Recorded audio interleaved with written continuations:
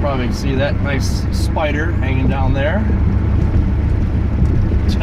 Looks like something to hang from a rearview mirror.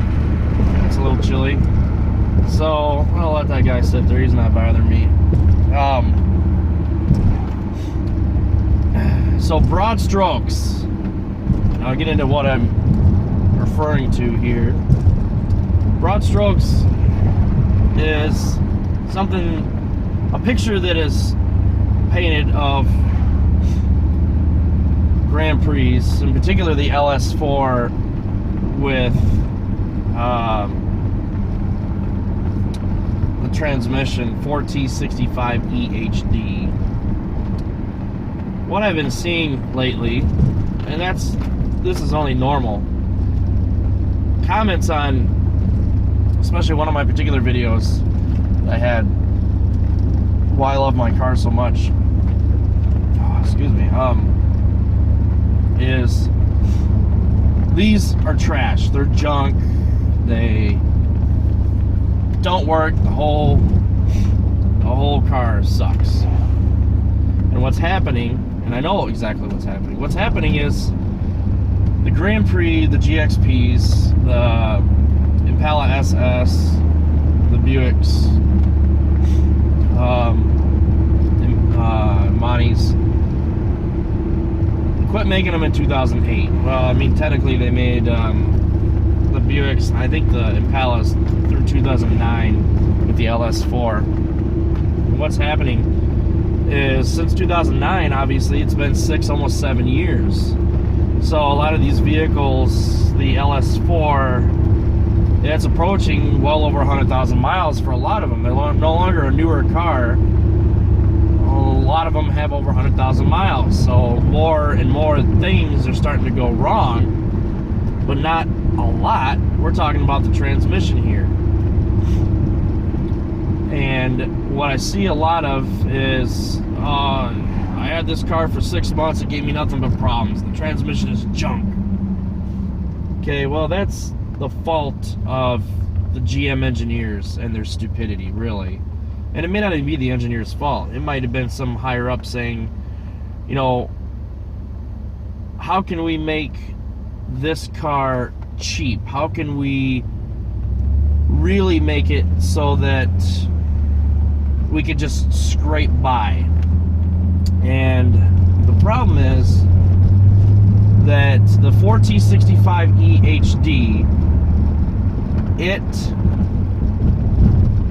whatever the hell that was all about, that cop followed me for a second and then did a U-E. The 4T65E HD, whatever you call it, HD, was dropped in what started out as a 240 horsepower L64. Okay. Then you add 60 horsepower to that, and 60, 70, 80 pound-feet of torque with the same transmission. What do you expect is going to happen? It's going to wear out faster. That's just the way that it is. And it was the transmission that's in this was already maxed out as it was with the supercharged V6. You put a V8 behind it with all this torque, you know, 323 pound-feet of torque, and you're going to run into some problems quicker. It's just the way that it is.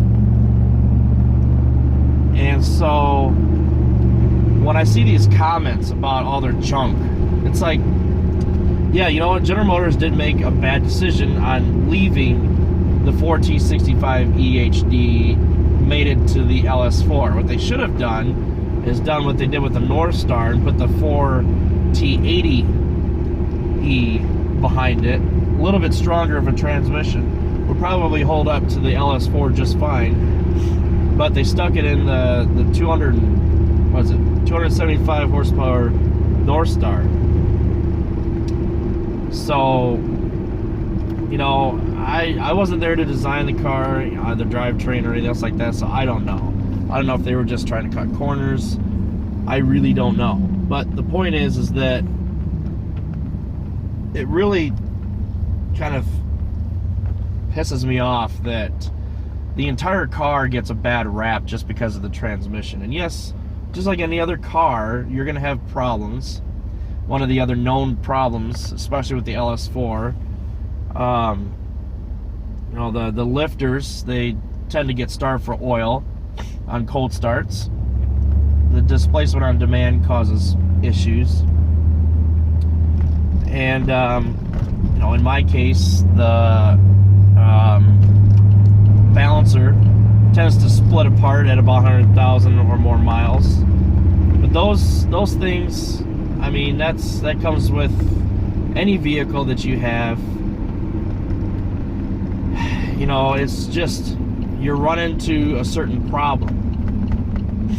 And I guess what I'm trying to say is, I think people are a little bit too hard on it.